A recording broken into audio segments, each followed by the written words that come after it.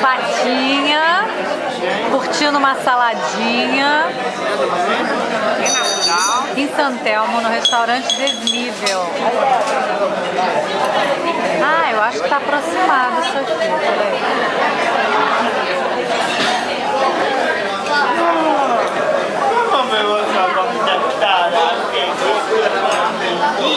Restaurante de grelhados, carne argentina, muito boa.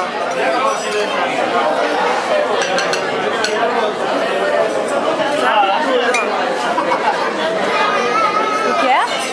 Sabe tudo. A menininha? Não, você. Aí eu filmar, mostrar aquilo, fazer ao redor. Ué, mostrando...